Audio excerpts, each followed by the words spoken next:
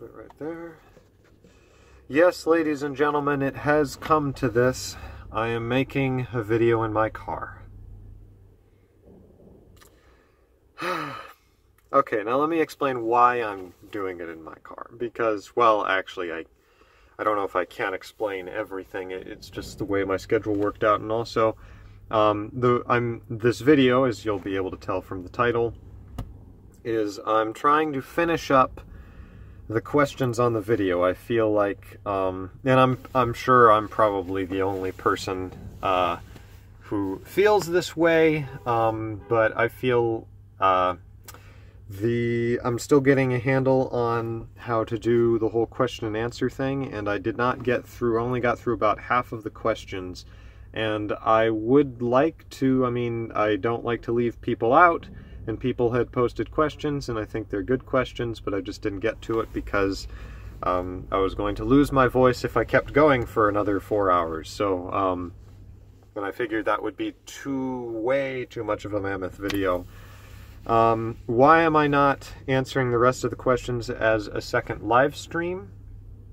The reason for that is because, once again, I'm trying to manage people feeling left out, because in order for me to feel okay about doing a live stream, first of all, I want to research a little bit more about precisely what I'm doing. I had some technical difficulties, and I think that had to do with my equipment and my internet connection, and I don't want to run into those again.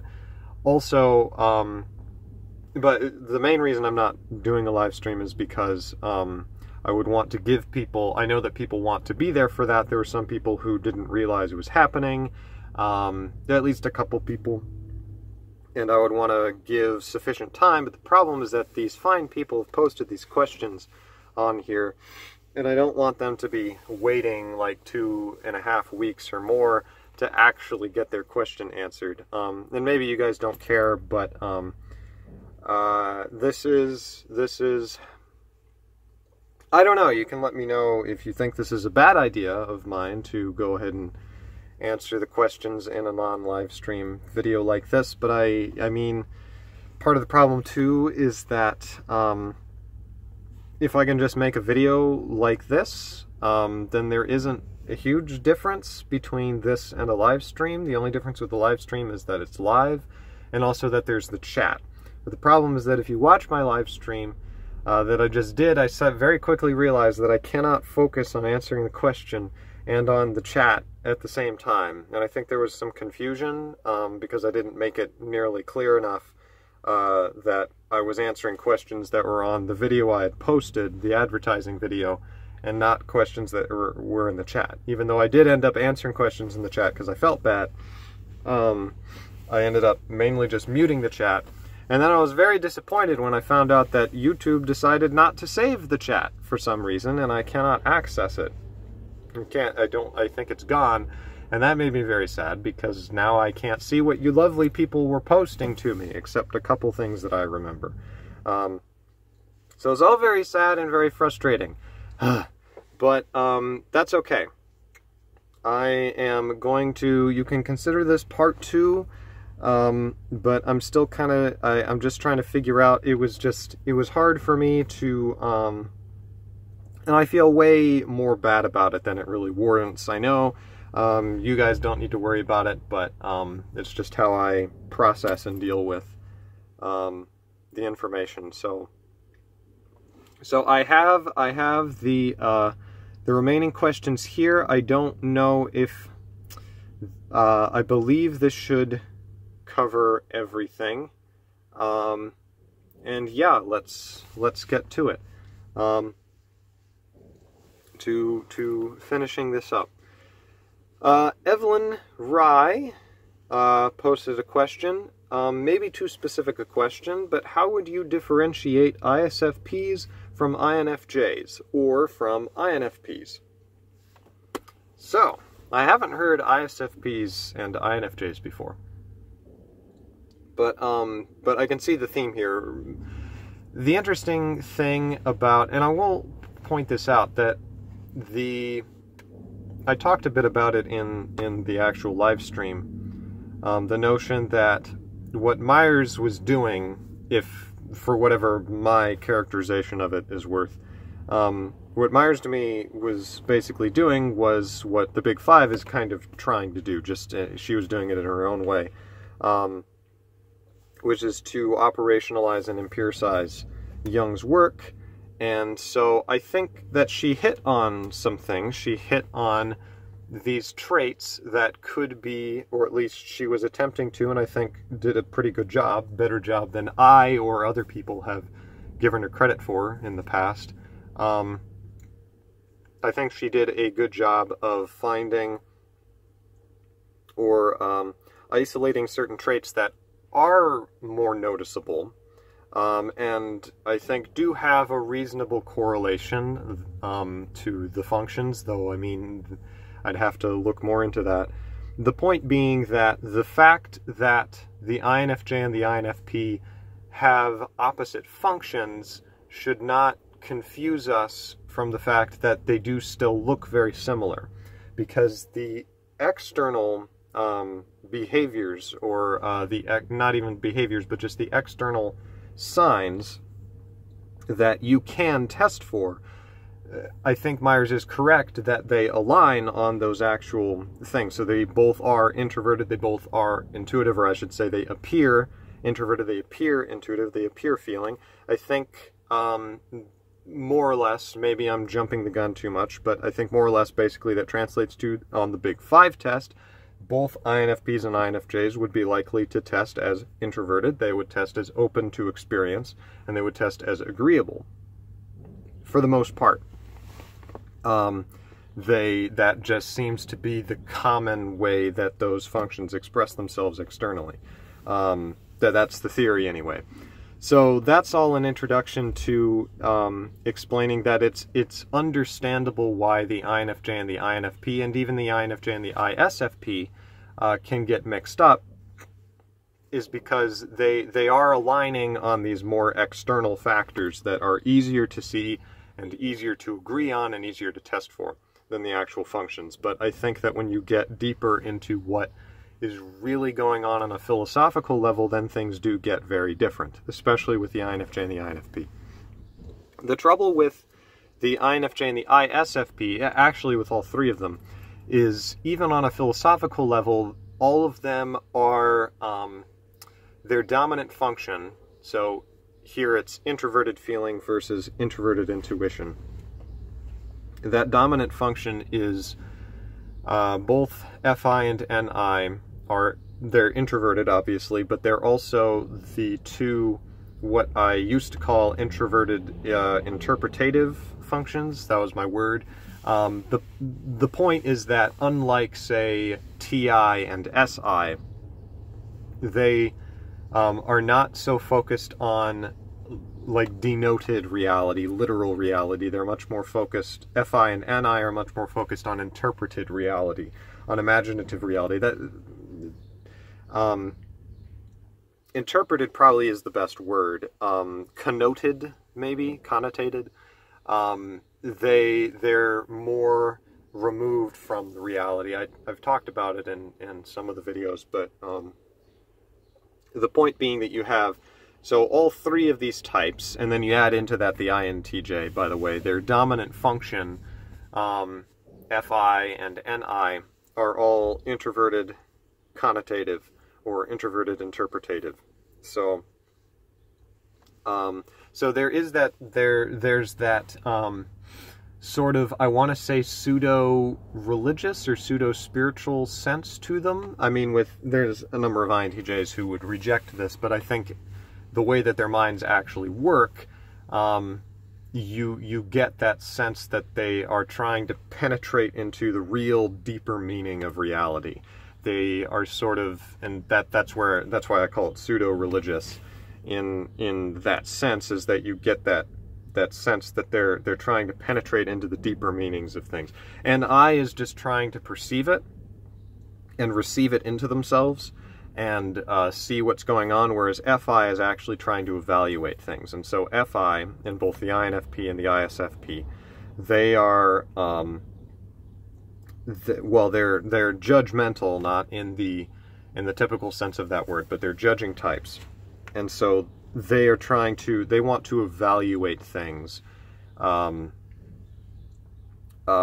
their deeper meaning. They want to feel the deeper meaning of things. They want to see what, for them, for something to have a deeper meaning does not simply mean that you see and understand what's going on. It actually means, perhaps even at the expense of that, it means that you have aligned with what you want or what you personally should do.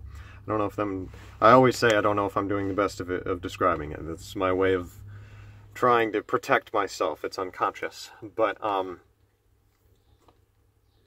so anyway, getting to actually what is the difference, how would I differentiate between the two? So what I'm going for is not differentiating with the Myers thing, because that would be rather simple. It's like, well, okay, on the test, the one should test as more intuitive as we've defined it, and the other would test as more sensation as we've defined it, and so on. But I'm assuming that you're asking what the underlying philosophical difference is, as I would describe it. And the primary difference would come down to the judging axes, because they do both align in how they perceive things. They have the SE and I perceiving axis. So when it comes to how they take in information and perceive the world, and, without making any judgment on it, the receptive, you could put it as a highly receptive function axis. They do it in the same way, the INFJ and the ISFP. Namely, they do it contextually.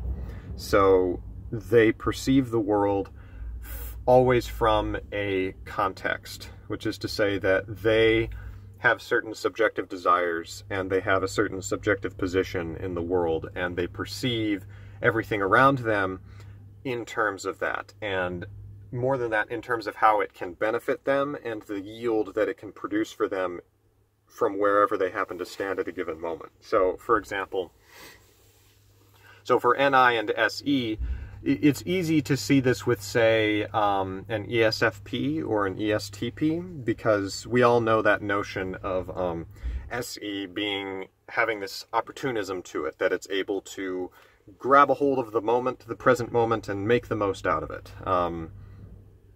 That's well understood for SE. That it sort of has that opportunism, and it understands what's going on right now, and it knows how to grab a hold of it and get excited. It's not as well understood, but I think that carries over to NI, and that's not as well understood. Because NI, in its own way, is actually like that, I think. Because they sort of parallel each other, and they feed off of each other, SE and NI. And so, NI has that sense of opportunism, but in the subjective realm, not with external things, not with external presence, or external flashiness or showiness that you get with SE. SE is very bombastic, or it can be. It's much more sensual, visual, or yeah, well, I mean, you think about, I think that I think IDR Labs is correct in typing Donald Trump as an ESTP, or at least as an SE type, because he's a showman. That's what he does. He is appealing to the crowds, what is externally present to the crowd. And that's how and I think that's a part of why I think you'll see that people who prefer NESI, absolutely, like they're more likely, I'm not saying for sure, but they are much more likely, and it's understandable why they would really deeply resent and hate Donald Trump, whereas people who are more on the SENI, not saying for sure, but they're more likely to understand, or if not understand, at least not be as gutturally hit by him, because, well, I think because they do sort of understand, or kind of like, well, I don't agree with him, but, I mean, why are you so confused that this is happening? Like, Because NESI, at least SI, is a function when it's more valuable. It can't stand that notion of, you know, persuading people or putting all this not effort, but, well, effort and putting all this value into SE, into what is externally present. Because for SI, the big thing is that you can't trust what's externally present. That's what's flashy. That's what's shiny. And that's just going to, that it doesn't last. But SI lasts, because SI is meant to point out what is the real deep reality of things that lies behind all of the flashiness and behind what is happening in the immediate moment. And so SI can't stand it, and they find it insufferably boorish and animal-like, even. Excuse me. When they see SE, especially dominant SE, at work. I think it's especially the case with, say, an INTP and an INFP. I think it would make a lot of sense because they have tertiary SI, so they have this relationship where they're trying, I think, to become more in tune with SI, and so they almost value it more than a dominant SI user, even though they're not actually as good at it. I'm just sort of spinning off the cuff here, but I think that it would make a lot of sense for especially INFPs. Well, actually, it makes complete sense that INFPs would hate Trump because they're conflicting types with Trump. I'm not saying for sure, but I'm saying it makes a lot of sense when it does happen. And it can be explained, I think, more or less by typology alone in those cases, because, well, maybe I shouldn't say that, but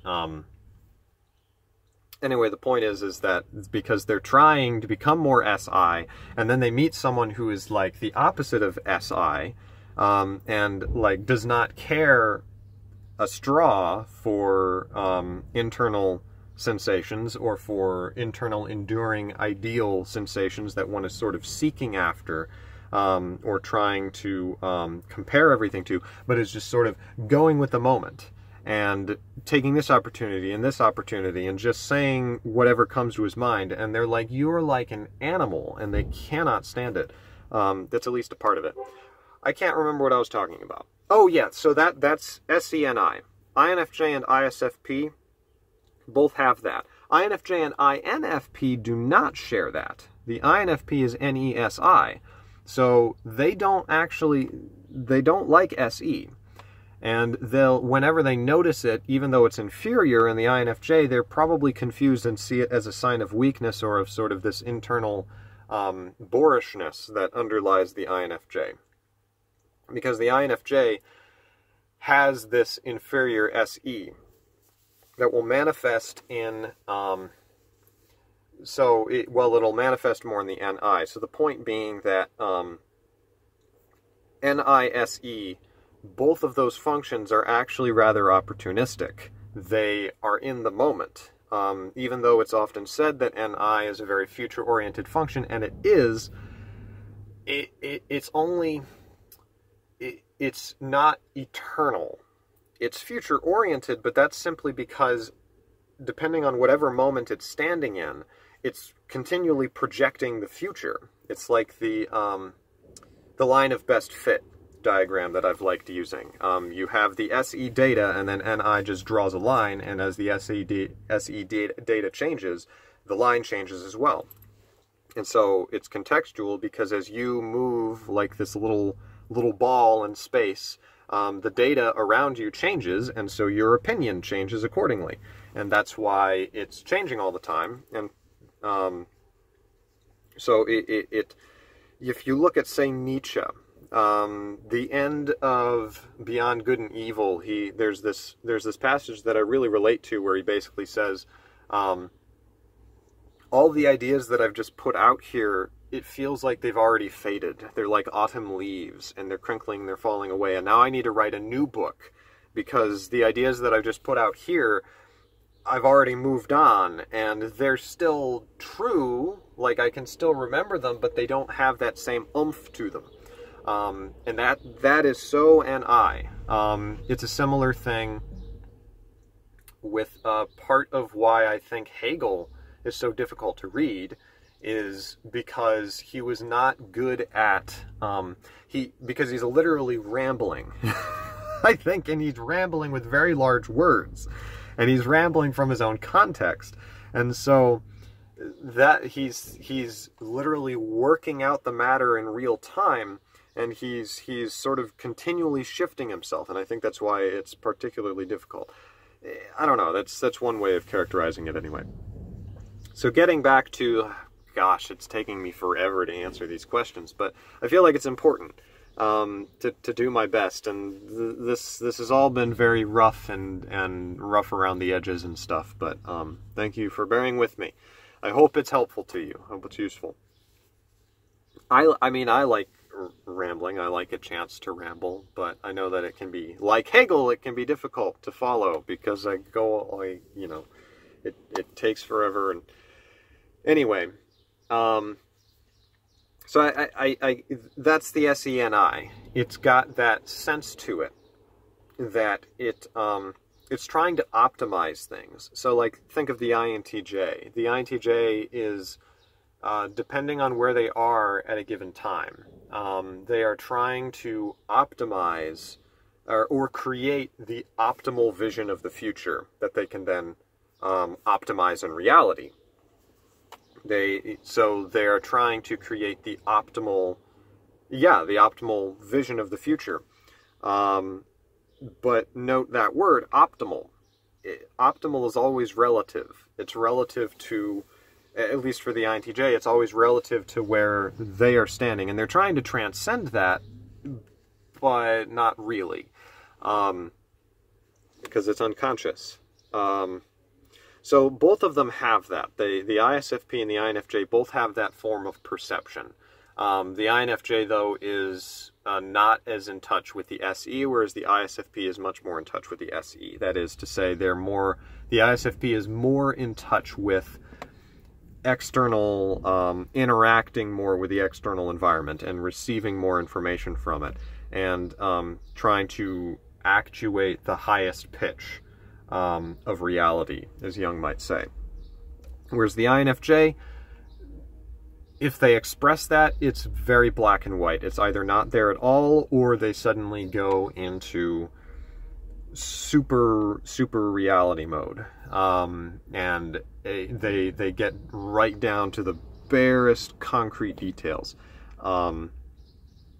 Is one way of looking at it. So they're not as well in touch with it, but it's still there. And the ISFP, they're more balanced with their SE and NI. So they are more focused on that, what's going on in the moment, but they do have this access that I think they're continually aspiring to be more projective into the future. And I think that shows up a lot with the ISFPs, because the ISFPs who I've known they've been especially, the only word I can use is dreamy. And I know that that's almost kind of condescending to say, but that's the only way I can describe it. There's this sense of looking out, like, into the horizon and thinking, wouldn't it be great if I could do this in my life? And then there's almost that faint INTJ-esque sort of sense of, well, why don't I go and do that thing? The problem being that the TE is very radicalized, and so they in a weird way, kind of like the INFJ in their own way, the ISFP is more focused on what it is that they want. It's the only way I know how to describe it. Or what is meaningful, like rich and meaningful, and that they want to therefore get to. But they are not as well in tune with the actual practical aspects of getting there. Just as the INFJ can run into trouble with, they're so focused on the future projection that they're seeing that, you know, they don't see the ground right under their feet. And they can trip up, or they're not comfortable or very comfortable in trying to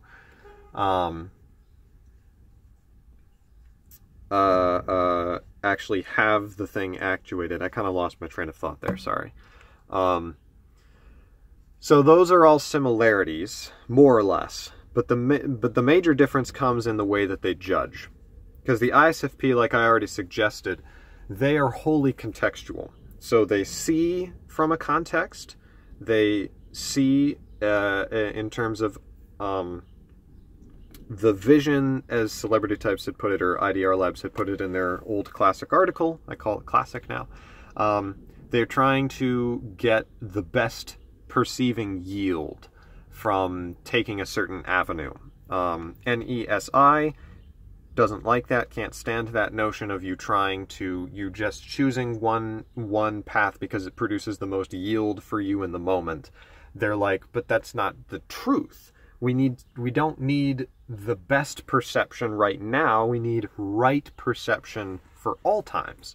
That's what NESI is always trying to do. So they don't like this notion of there being like yield in the moment, or there being utility to the perceptions. SENI is not usually going to think of themselves as being utilitarian, even though they are, because it's generally agreed that you shouldn't be doing that, because that's seen as more subjective, even though it's very, very helpful. So the major difference is that the ISFPs are wholly that way. They not only do they perceive things, but they also have dreams of things that they want to do, and then they want to actually go and accomplish those things.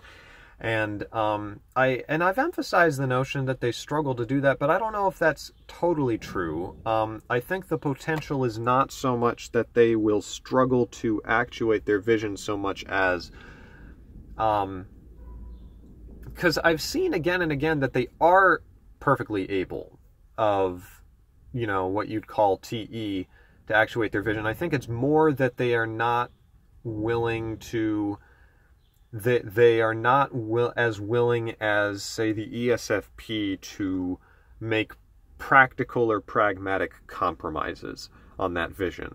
And that's where the trouble comes in, because they're not willing to compromise on what it is that they want to accomplish. They don't like to compromise with the external world.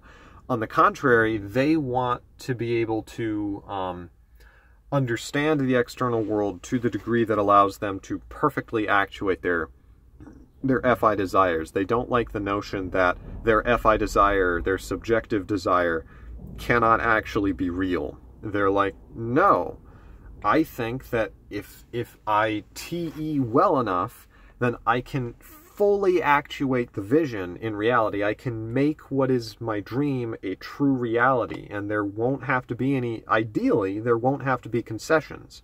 That's the ideal, and ISFPs will fall kind of along the spectrum into how much they're willing to, but I think the central thing is they don't like to compromise on their desire. Now, here's the thing.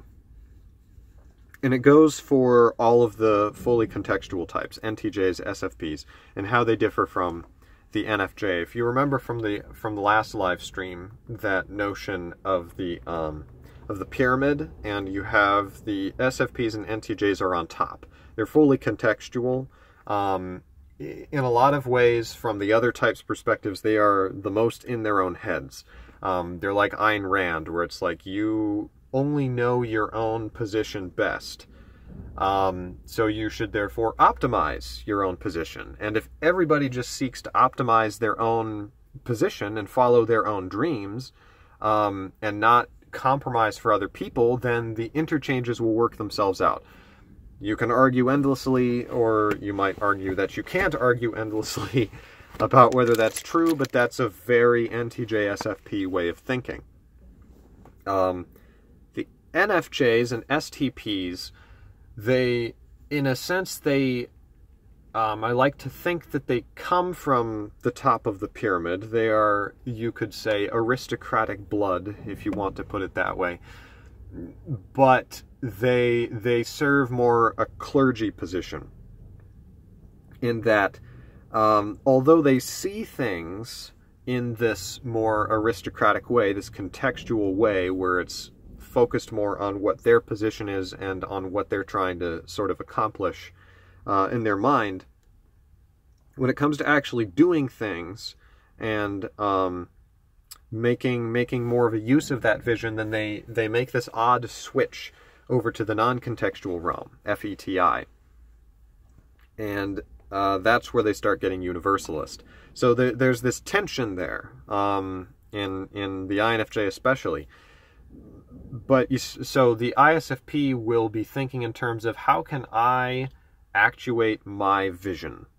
How can I make it a concrete reality for myself or for others? And it's all from their context. Whereas the INFJ will see things from their own context, but then when it comes to actually making judgment calls on other people or on trying to communicate that vision, they just don't have that notion of wanting to make dreams of reality in that way. They do, but they're much more, they switch over to this compromising realm and this universal realm. I'm trying to think of a better way to say this.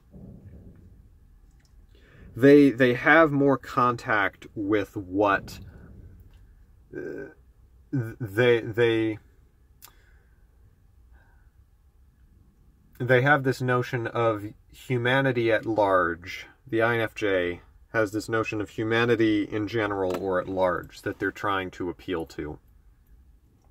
I'm not doing the best job here, but it's the sense of the ISFP will come off as though they're sort of trapped in their own little world. And the INFJ can seem that way, but they will also much more seem as though they are trying to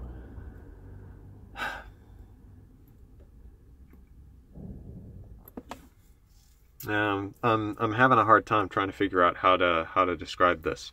And I've gone on for like over like a half hour just trying to answer this one question. So I feel like I've sort of already answered it, but so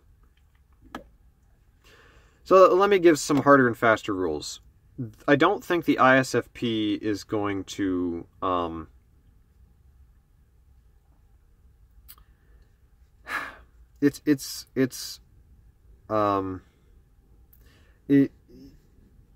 it comes down to that difference in the judgment axes and how the ISFP, in how they go about seeking to do things, or in their ethics, you could say, they're contextual, right? They're almost solipsist. Whereas with the INFJ, they're the opposite of that. They're focused on what does everybody else want? What is everybody else's values, and how do I compromise with those? And so that's why you get that sense of them kind of trying to disseminate their visions to everybody else and kind of